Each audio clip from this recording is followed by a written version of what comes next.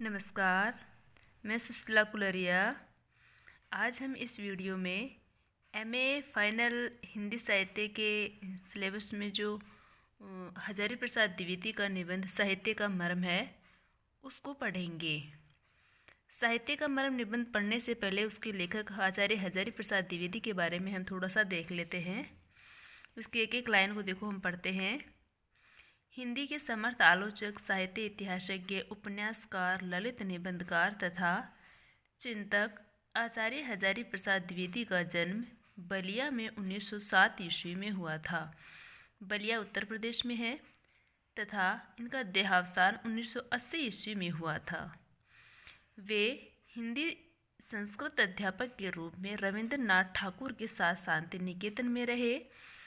तत्पश्चात उन्होंने काशी हिंदू विश्वविद्यालय तथा पंजाब विश्वविद्यालय में अध्यापन कार्य कराया।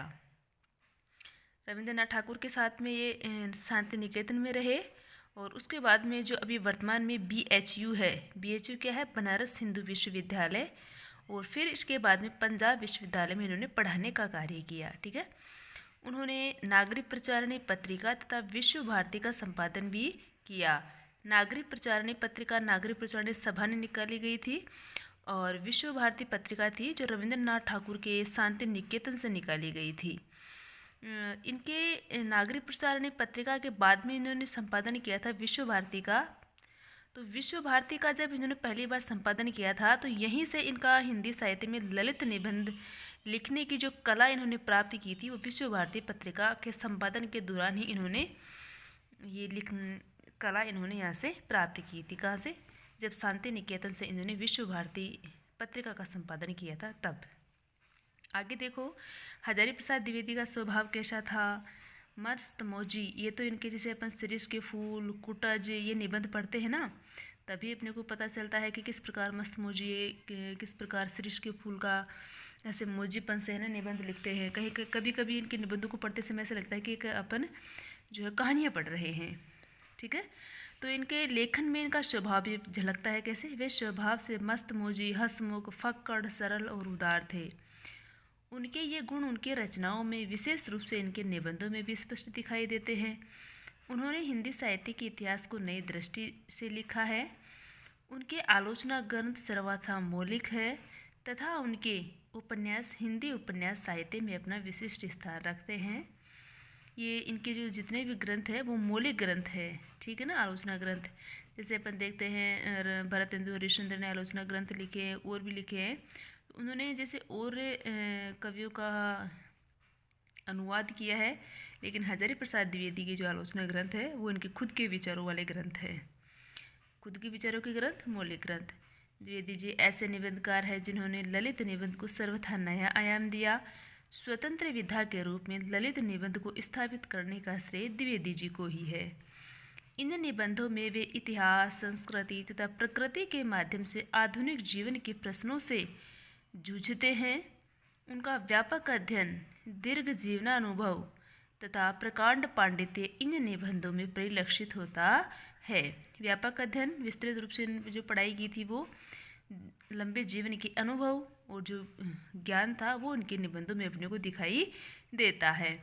अशोक के फूल नाखून क्यों बढ़ते हैं, शिरीष के फूल आँख फिर बोरा गए, एक कुत्ता और एक मैना आदि उनके ललित निबंधों के संग्रह है। ये एक कुत्ता और एक मैना हजारी प्रसाद द्विवेदी ने जो है शांति निकेतन में रहते हुए ये निबंध लिखा था। ये भी थोड़ा ध्यान रखने की बात है। आगे देखते हैं। उनके निबंधों की भाषा संस्कृत निष्ठ है, किंतु वे देशज तथा स्थानीय शब्दों का भी खूब प्रयोग करते हैं। उनके स्वभाव का फक्कड़पन उनके निबंधों की भाषा में स्पष्ट दिखता है। किनके स्वभाव का फक्कड़पन? हजारी प्रसाद द्विवेदी के स्वभाव का, क्योंकि वे देशज, अंग्रेजी, संस्कृत, उर्दू शब्दों का समुचित प्रयोग करते हैं। उनके निबंधों की भाषा का प्रवाह झरने के प्रवाह की तरह अविरल है, यानी लगातार है ना, जो जिस प्रकार झरना लगातार प्रवाहित रहता है उसी प्रकार निबंधों की भाषा का प्रवाह भी लगातार जुड़ा हुआ है। हास, परिहास तथा व्यंग्य, विनोद का समुचित प्रयोग उनके निबंधों को और प्रभावशाली बना देता है। ये उनके सारे निबंधों की विशेषता है। अब देखो इनका जो मूल निबंध साहित्य का मर्म है उसमें क्या है। मूल निबंध साहित्य का मर्म में हजारी प्रसाद द्विवेदी देखो क्या लिखते हैं। हजारी प्रसाद द्विवेदी का साहित्य का मर्म शीर्षक निबंध पूरी गंभीरता के साथ द्विवेदी जी की साहित्यिक विषयक मान्यताओं का प्रतिपादन करता है। अब इसका क्या मतलब है कि ये जो निबंध है, इस निबंध में क्या शीर्षक है, साहित्य का मर्म, यानी साहित्य का उद्देश्य क्या होना चाहिए, साहित्य का मूल विषय, सॉरी उद्देश्य नहीं, साहित्य जब लिखा जाता है या पढ़ा जाता है तो उसका मूल उद्देश्य क्या है, ठीक है, किस आधार पर साहित्य लिखा जाना चाहिए, जीवन के लिए क्या वो प्रेरणात्मक है, सकारात्मक है। तो साहित्य का जो विषय है, साहित्य की जो मान्यताएं हैं वो क्या होनी चाहिए, ये सब है ना हजारी प्रसाद द्विवेदी ने साहित्य के मर्म में लिखा है। वे अपनी बात इस बिंदु से आरंभ करते हैं कि आधुनिक युग में व्यक्तिक स्वाधीनता का प्रवेश हुआ है, इसलिए काव्य में आंतरिक अनुभूतियों का स्थान स्वच्छंदता ने ले लिया है। आधुनिक युग में व्यक्ति का स्वाधीनता यानी हर व्यक्ति अपने आप में स्वाधीन रहना चाहता है, तो व्यक्तिक स्वाधीनता का प्रवेश हो गया। जबकि पहले क्या था, सारा समाज स्वतंत्र यानी पूरा भारत था वो अंग्रेजों से स्वतंत्र होना चाहता था, तो वो सामाजिक स्वाधीनता थी। इसलिए काव्य में आंतरिक अनुभूतियों का, अब जैसा समाज होगा वैसा ही तो साहित्य होगा। समाज और साहित्य का तो जो है संबंध है ना, साहित्य, समाज के बिना साहित्य का कोई अस्तित्व नहीं है, तो समाज से ही साहित्य का जो घनिष्ठ संबंध है। तो जैसा समाज होगा व्यक्तिक स्वाधीनता, वैसा ही काव्य होगा। तो व्यक्ति की स्वाधीनता के आधार पर काव्य में क्या हो गई, आंतरिक अनुभूतियों का स्थान स्वच्छंदता ने ले लिया। अब हर व्यक्ति अपने आप में स्वच्छंद होना चाहता है, स्वतंत्र होना चाहता है, तो स्वच्छंदता अपने आप आ जाएगी काव्य में, साहित्य में।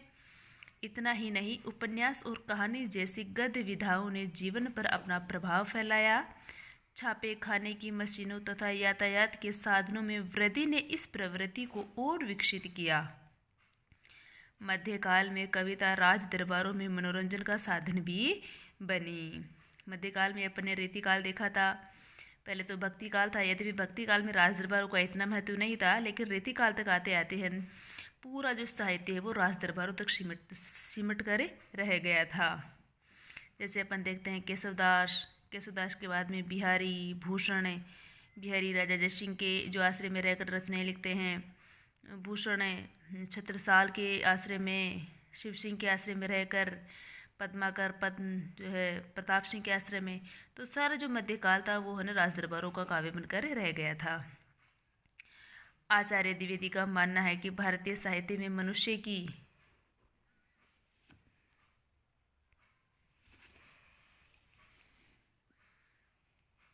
जीवन शास्त्रीय लालसाओं को अधिक महत्व नहीं दिया गया, ठीक है, कि जीवन संबंधी जो क्या नियम होने चाहिए उन नियमों की इच्छाओं को महत्व नहीं दिया गया है भारतीय साहित्य में। भारतीय साहित्यकार ने प्रेम, संयम और तप से, ये तप है, तप से उत्पन्न प्रयोजनातीत सत्य को ही मनुष्य का सत्य समझा था, ठीक है। भारतीय साहित्यकार ने किस किस को महत्व दिया है, किसको सत्य समझा है, प्रेम, संयम और तप से उत्पन्न प्रयोजनातीत यानी कारण के साथ में जो सत्य को ही मनुष्य का सत्य समझा था। जो प्रेम, संयम और तप से उत्पन्न होता है ना सत्य, वही मनुष्य का सत्य है। इसे ही भारतीय साहित्य में स्थान दिया गया है। वाल्मीकि भारतीय साहित्य परंपरा के सच्चे प्रतिनिधि कवि थे।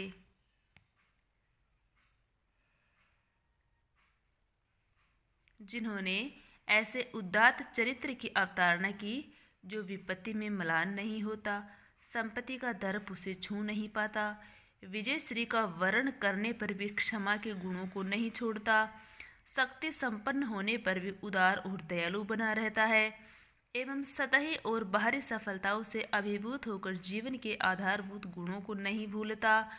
कबीरदास, तुलसी, सूर, कबीर आदि कवि इस परंपरा का निर्वाह करते हैं। हमारा जो भारतीय साहित्य है वो कहाँ से प्रारंभ होता है, वाल्मीकि के आदि रामायण, वाल्मीकि के रामायण जो है काव्य से शुरू होता है। तो वाल्मीकि ने रामायण में किसका जो चित्रण किया है, राम का जो वंश का, भगवान श्री राम का। तो राम क्या थे, भारतीय से संपूर्ण भारत के एक सच्चे प्रतिनिधि व्यक्ति थे, ठीक है ना। तो उसका किस प्रकार से चित्रण किया है, वो आप अपने सामने राम का वास्तविक चित्र उपस्थित होता है। तो उन्होंने ऐसे उदार चरित्र, राम का उदार चरित्र था, ऐसे ऐसे उदार चरित्र का उन्होंने जो है चित्रण किया है जो विपत्ति में म्लान नहीं होता। क्या राम विपत्ति से घबरा जाते थे? नहीं। संपत्ति का दर्प उसे छू नहीं पाता, यानी धन ऐश्वर्य है उसका अहंकार राम को छू पाता था? नहीं छू पाता था। विजय श्री का वर्ण करने पर भी क्षमा के गुण को नहीं छोड़ता था। विजय प्राप्त करने के बाद में भी जो है क्षमा के गुण को नहीं छोड़ता था। शक्ति संपन्न होने पर भी उदार और दयालु बने। यद्यपि बहुत बलशाली थे राम, शक्ति संपन्न थे, लेकिन फिर भी उनका स्वभाव उदार और दयालु था। सतही और बाहरी सफलताओं से अभिभूत होकर जीवन के आधारभूत गुणों को नहीं भूलता। और यही इन्हीं परंपराओं का वर्णन कौन करते हैं? कालिदास, तुलसी, सूर, कबीर आदि इस परंपरा का निर्वाह करते हैं। कहने का तात्पर्य यह है कि भारत के कवि ने अपने काव्य में ऐसे लोकोत्तर सौंदर्य की सृष्टि की है जिसमें प्रेम है। अरे राम को तो प्रेम की मूर्ति कहा गया है। बलिदान है, राम ने साम्राज्य का बलिदान किया ना। करुणा है कि नहीं इसमें? जैसे अपन देखते हैं सबरी के झूठे बैर खाए, है ना। और अपन जैसे केवट से किस प्रकार प्रेम पूर्ण वो है ना, उसे में चलते हैं। संयम है, तप है, जब जब लक्ष्मण उग्र हो जाते हैं तो राम ही संयम पूर्ण व्यवहार करते हैं। तप है, भक्ति है और जीवन का सच्चा रस है।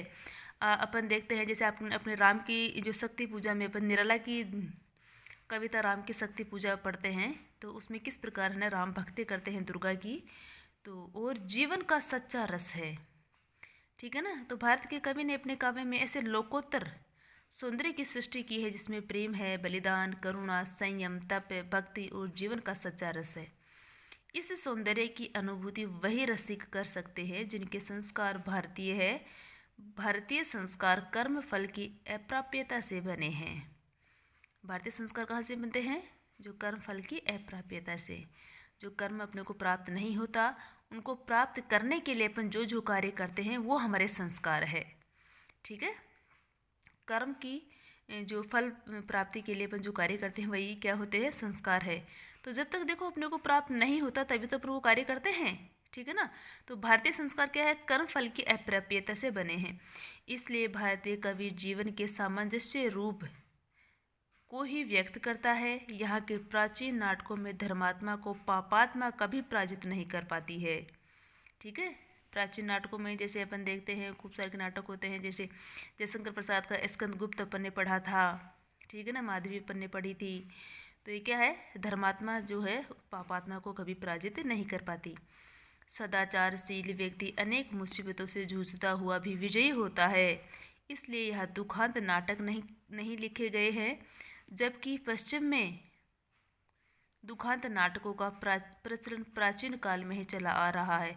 अभी दुखांत नाटक क्या होते हैं? दुखांत नाटक होते हैं जिसका अंत दुखपूर्ण होता है, यानी जो मुख्य नायक होता है, मुख्य पात्र होता है, उसकी मृत्यु हो जाती है, ठीक है ना। उसकी मृत्यु हो जाती है, उसको जो है फल की प्राप्ति नहीं होती है, तो वो तो हो जाता है दुखांत नाटक, ठीक है ना। और जिसको सुख की प्राप्ति होती है उसे सुखांत नाटक कहते हैं। तो भारतीय साहित्य में दुखांत नाटकों का कोई स्थान नहीं है। साहित्य के आस्वादन की दृष्टि से पश्चिम के लोगों के तथा भारतीयों के संस्कार भिन्न भिन्न हैं।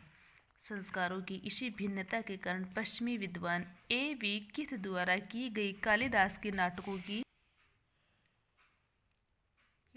की समीक्षा एकांगी है। यदि भारतीय दृष्टि से पाश्चात्य नाटकों की समीक्षा करेंगे तो वह भी एकांगी होगी। इसलिए आचार्य द्विवेदी यह स्थापना देते हैं। अब देखो इसका ध्यान देने की बात यह है कि हजारी प्रसाद द्विवेदी ने जो निबंध साहित्य का मर्म क्यों लिखा है। तो क्या स्थापना देते हैं हजारी प्रसाद द्विवेदी? भारतीय साहित्य के रस का सच्चा अनुभव करने के लिए हमें भारतवर्ष के चिर संचित संस्कारों को समझना होगा कि भारत में प्राचीन संस्कार कैसे रहे हैं, इनको अपने को समझना होगा। किस लिए? अगर अपने को भारत का साहित्य समझना है, भारत के साहित्य का रस लेना है, तो भारत के प्राचीन संस्कारों को अपने को समझना होगा। इन संस्कारों में मुख्य बात यह है कि भारतीय मनीषियों ने वृहत्तर नैतिक पट भूमिका पर हर भाव को विश्लेषित करने की बात कही। यह इसलिए कि हर मनुष्य वृहत्तर मानव समाज का ही अंग है और मनुष्य साहित्य एक मनुष्य को पूरे मानव समुदाय से रागात्मक रूप से जोड़ने का प्रयास करता। इसलिए हमने स्थूल उपाधियों के बजाय मनुष्यता के विकास को अधिक महत्व दिया है, मनुष्यता के विकास को आर्थिक महत्व दिया है। यहाँ का साहित्य प्रेम, भक्ति, तप